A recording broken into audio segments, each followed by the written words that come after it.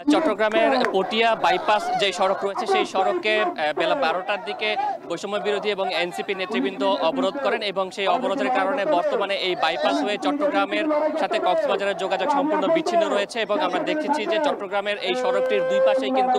বিপুল পরিমাণ যানবাহন আটকা পড়েছে এবং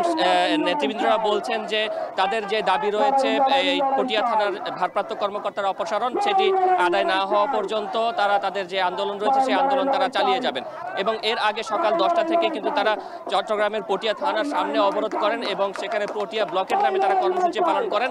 সেখানেও একই দাবিতে তারা সড়ক অবরোধ করেছিলেন প্রায় 2 ঘন্টা সেখানে তারা অবরোধ করার পরে কিছুক্ষণ আগেই মূলত তারা এখানে এই সড়কটি অবরোধ করেন এবং ঘটনার সূত্রপাত কিন্তু গতকাল রাতে সেখানে একজন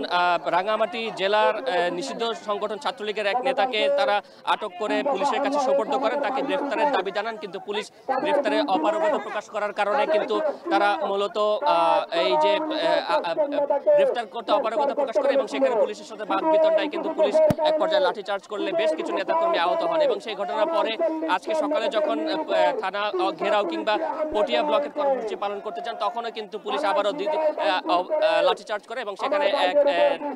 নারী সহ বেশ কয়েকজন আহত হন বলে কিন্তু নেতাকর্মীরা দাবি করেছেন এবং এর পরে থেকেই কিন্তু তারা সেখানে আরো কঠোরভাবে অবস্থান নেন এবং আমরা দেখেছি পটিয়ার যারা স্থানীয় বৈষম্য বিরোধী এবং এনসিপি নেতৃবৃন্দ রয়েছেন তাদের সাথে সাথে চট্টগ্রাম মহানগর থেকেও কিন্তু কেন্দ্রীয় নেতৃবৃন্দ এসেছেন। কেন্দ্রীয় নেতৃবৃন্দ এসে তারা কিন্তু এখানে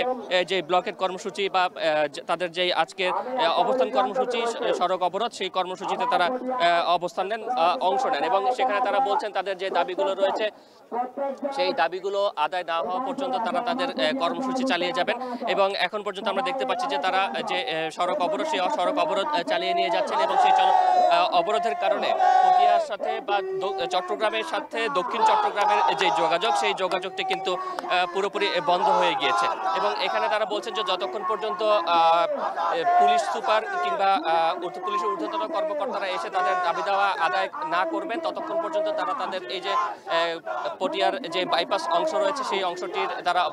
অবরোধ করে রাখবেন। আপনাকে একটু জানিয়ে রাখতে চাই যে এই সড়কটি দিয়ে মূলত চট্টগ্রামের সাথে কক্সবাজারগামী যে যানবাহনগুলো রয়েছে বেশিরভাগ যানবাহন কিন্তু এই সড়কটি দিয়ে যাতায়াত করে এবং এই সড়কটি বন্ধ করে দেওয়ার কারণে কিন্তু কক্সবাজারগামী কিংবা কক্সবাজার থেকে চট্টগ্রামগামী যে সকল যাত্রীরা রয়েছেন যে সকল পর্যটকরা রয়েছেন তারা কিন্তু চরম ভোগান্তিতে পড়েছেন। মুক্তি। চট্টগ্রামের পটিয়া থেকে যুক্ত ছিলেন শোয়েব রহমান।